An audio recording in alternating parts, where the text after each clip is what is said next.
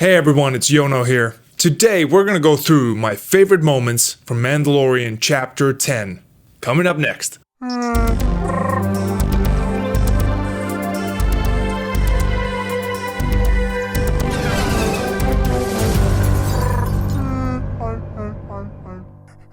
So if you haven't seen the episode, this is gonna give something away, so spoiler warning. So in this episode we have a Mandalorian tasked with transporting a creature, a frog lady, with her children through a dangerous territory. And while we also did get some action scenes in this episode to me was also about deep reflection and also the responsibilities of a parent. Number 5. More Peli Motto.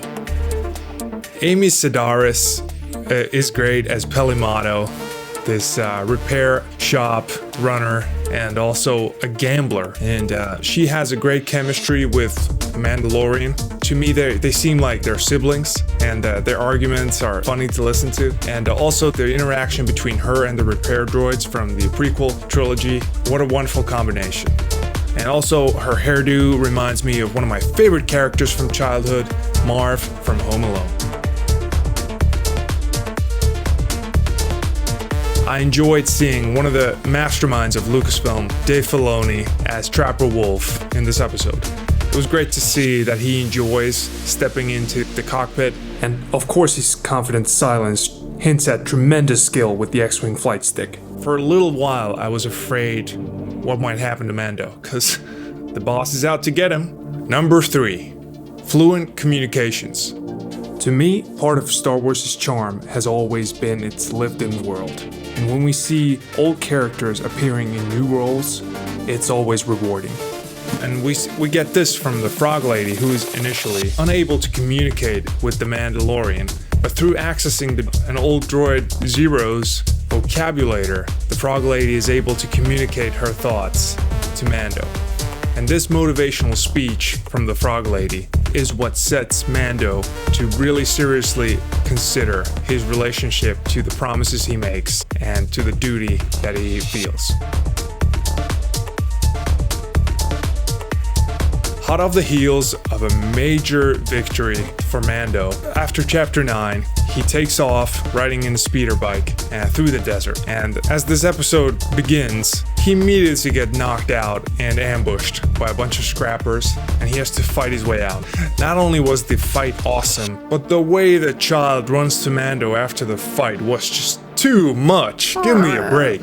This fight also masterfully mixed in humor with the action. Number 1. The child being a child.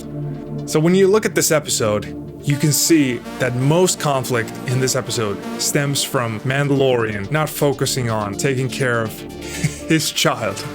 Do not leave children unattended. As a father of 2, if I'm gone for even a second, my toddler might go do something that I'm not gonna like very much. So in this episode about parenthood, all of us were reminded what happens if you don't look after your child properly. They might touch the electric socket, they might, eat a knife, who knows?